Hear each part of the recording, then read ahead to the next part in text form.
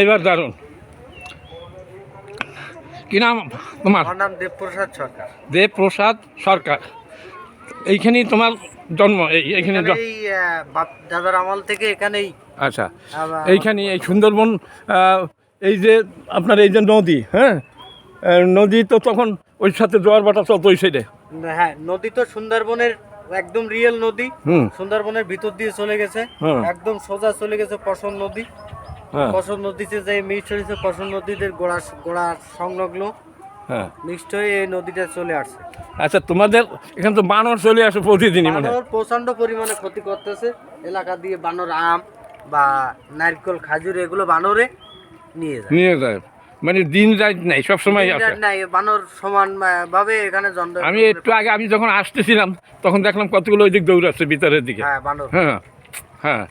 আচ্ছা, যাই হোক, তাহলে এই যে তোমার বয়স কত? আমার বয়স 27 বছর। 27 বছর। অন্তত 6 বছর বয়স থেকে তো কিছু কিছু বোঝা শুরু হয়েছে। আচ্ছা, এই বাবা সেই ছোটবেলার থেকে বাবা জঙ্গলে আহার করতো বা জঙ্গলের পরে নির্ভরশীল ছিল। আমরাও নির্ভরশীল ছিলাম। আমরাও জাল, কাঁকড়া এগুলো সংগ্রহ করি, ঝিনুক, মধু এগুলো আমাদের এখান থেকে সংগ্রহ করি। আচ্ছা আচ্ছা, সব সময় তো আর মধু পাওয়া যায় না। সময় মধু পাওয়া যায় না। মধুর সিজন কখন? মধুর সিজনটা এই সময়টাই চলতেছে। আচ্ছা আচ্ছা, আর এই কাঁকড়া 12 মাস? কাঁকড়া 12 মাস। এই সময়টা হচ্ছে আপনার মধুর সিজনটা হচ্ছে বৈশাখ জ্যৈষ্ঠ আষাঢ়। বৈশাখ জ্যৈষ্ঠ আষাঢ়ের বেশিরভাগ মধুটা আপনি পাবেন। আচ্ছা, এখন মধু সংগ্রহ করতে এখন পানির ফুল পড়ছে। এখন সুন্দরবনের সবচেয়ে বেশি মধুটা দক্ষিণ অঞ্চলে এখন হবে।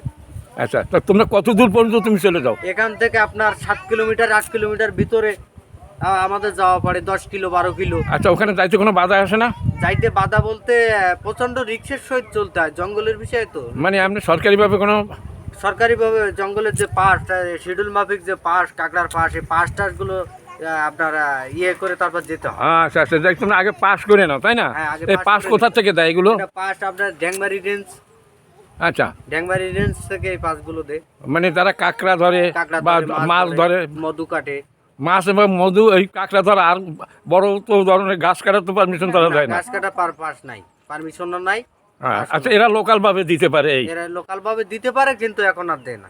এখন আর দেয় না এগুলো? এখন আর দেয় না। এখন মনে করো তোমরা এই দিয়েই তো হাজার হাজার লোক জীবিকা নির্বাহ করে, তাই না? হাজার হাজার লোক এই সুন্দরবনের পাশ গেছে এইভাবেই। যারা আশপাশে বসবাস করে তাদের তো ওই জীবিকার একমাত্র পথই কাঠ সংগ্রহ, আপনার মধু সংগ্রহ, কাঁকড়া সংগ্রহ, মাছ সংগ্রহ। আচ্ছা, এই যে তুমি ছোটবেলা থেকে সংগ্রহ করতে ভিতরে চলে যাও, আজ পর্যন্ত কোনো দুর্ঘটনায় পড়েছো তুমি? আজ পর্যন্ত কয়েকবার একটা অসুস্থ বাঘের সামনে পড়েছি, অনেকবার দুর্ঘটনার সম্মুখীন হয়েছি। বাঘের সামনে পড়েছো? অনেকবার আমরা বাঘের সামনে পড়েছি। এবং একটা বাঘ আমরা নিজেরা, এই লাউডক টাউলপাড়ির অসুস্থ বাঘ আমরা নিজেরা দেখে এসে বলার সাথে সাথে ওনারা ব্যবস্থা করে। টাইগার টিমের যে এখান থেকে 5-7 বছর আগে যে প্রথম বাঘটা টাইগার টিম ধরেছিল, সেটা লাউডক টাউলপাড়ি ক্যাম্পের থেকে আমাদের সহযোগিতায় ধরেছিল। ওরা কি মানে লোকালয়ে চলে আসছিল? উনি ও বাঘটা লোকালয়ে চলে আসতো।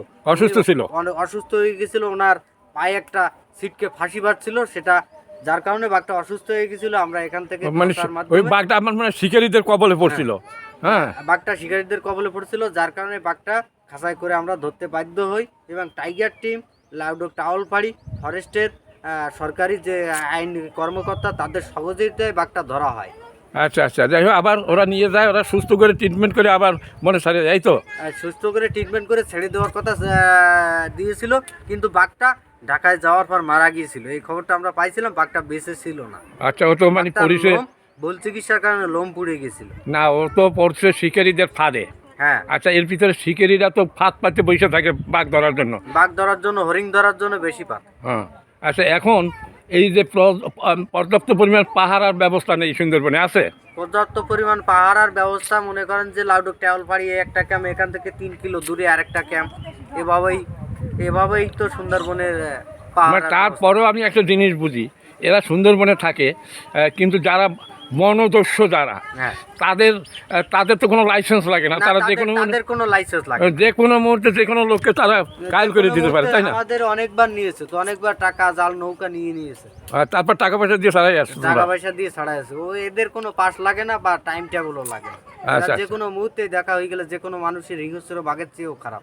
আচ্ছা, ওরা বনের মানে ওরা কি দলবদ্ধ হয়ে থাকে না ওরা দলবদ্ধ হয়ে থাকে, ওর ভিতরে থাকে? ওদের কিছু মেশিন টেশিন থাকে এই। আচ্ছা, তুমি ওই বনদস্যুদের কবলে কতবার পড়েছো? আমি আমার বয়সে তা অন্তত নর্মালে 20-25 বার। আর আবার অর্থ দিয়ে আবার চলে অর্থ আসো? দিয়ে 10,000, 15,000, 20,000 আনকমন একটা মুক্তিপণ দিতে হয়, তাই তো? মুক্তিপণ দিতে হয়। আচ্ছা, আগের মতো কি এখনো আসে না একটু না, কমছে? এখন সরকারের যে আইনত ব্যবস্থা এখন একটু কম, কিন্তু মাঝে মাঝে হচ্ছে।